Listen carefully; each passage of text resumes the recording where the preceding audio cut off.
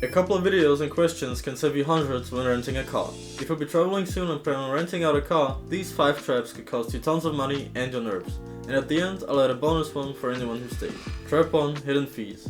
The price you see on the website might not actually be the final one. There's many things the rental company can charge you extra for, usually when you're tired and just want to get their keys. Firstly, if you want multiple people to be allowed to drive the car instead of just one driver, you're usually gonna have to pay more. The same thing applies if the appointed driver is young. Oftentimes under 25-year-olds just have to pay more. What could also cost you extra is picking up or returning the car outside of opening hours, so really early in the morning or at night. And if you want to drive the car into other countries, ask the rental company first whether it's allowed, because sometimes it might not be, and even if it is allowed, usually you'll have to pay more. Then watch out for mileage limits. Some offers might only include a certain amount of kilometers or miles that you can drive, and if you put on more, you pay more. And lastly, many rental companies are gonna want a deposit for potential damage on the car, which can be multiple hundreds of euros, or if you're renting a van, could even get to the thousands. But further explanation on that later on in the video. So, action step. Before booking, open the price details and the fees section, and also take a screenshot of all the included services so you don't pay twice at pickup. Trap 2: Insurance and the access.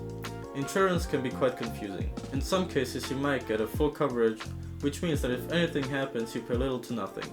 However, in most cases all you're gonna get is a collision damage waiver or something similar that leaves a big excess, or also called deductible. What is that? Well, basically the excess is the amount you have to pay yourself, and the insurance only covers anything above that level. So let's say for example your excess is 500 euros and you damage the car, you're gonna have to pay up to 500 euros even though you have an insurance. So make sure you're well informed on what kind of insurance you're getting. Another important thing is to look up or explicitly ask whether tires, windows, mirrors, roof and the undercarriage, so the bottom of the car, are covered. Because these are the most common damages, but usually are excluded from insurances. And another issue that could arise: if you book your rental and the insurance through a third-party booking website and there's any damage on the car, chances are the rental company is gonna charge you first for the damage, and you only get a refund by the booking website later on, so you're still gonna need the money on the spot. Overall, watch out for your car, and as long as you make no damage to it, you don't have to worry about insurance unless you forget about this next tip. Trap 3: Damage proof. Before driving off, always create a slow walk around video where you show any damages, scratches or stains on and inside the car, so the company cannot blame them on you when you return it. Especially focus on the windows, the mirrors and the wheels, as these oftentimes could be scratched. To be completely safe, also ask the company to write down these scratches or damages into the contract or the bill so that it's documented. Also photograph the mileage, the fuel gauge and any warning lights, and repeat this process before returning the car to avoid the company claiming damages days after return. Especially with vans, look out for damages on the roof and make sure that you yourself know the height of the van so you don't scratch the roof when entering two-low garages or driving other bridges. And at the return, ask for a return receipt or an email with confirmation that everything was returned on time and without damage. Trap 4: Deposits. Now, deposit, explained simply, is just a precaution of the rental company to make up for any potential damages, and is not a payment but only a temporary hold. However, you still have to ensure that your card has a high enough limit to allow for the hold, and also note that most rental companies will only accept credit cards for this, not debit cards. So make sure that your driver has a credit card on him to avoid getting rejected at the pickup, which actually happens, or paying a way higher deposit on a debit card. Also, the name on the card should match the name of the driver, otherwise once again you could get rejected. So before booking, find out how much is the deposit, what cards are accepted, and is my limit high enough to avoid any struggles at the pickup. Trap 5: Fuel policy. This is another money trap.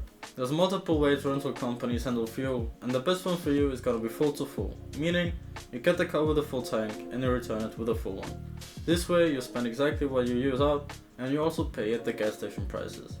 However, some rental companies are gonna charge you for a prepaid fuel tank, which means you pay for the fuel upfront at their rates, which is usually gonna be higher than the gas stations. And also, if you return the car not having used up the full tank, you still don't get any money back. Therefore, always try to look for full to full offers, and even then make sure that your tank is properly filled near the return spot, because if it isn't, they might still charge you extra for filling it up once again at their rates, and maybe even with an extra added service fee.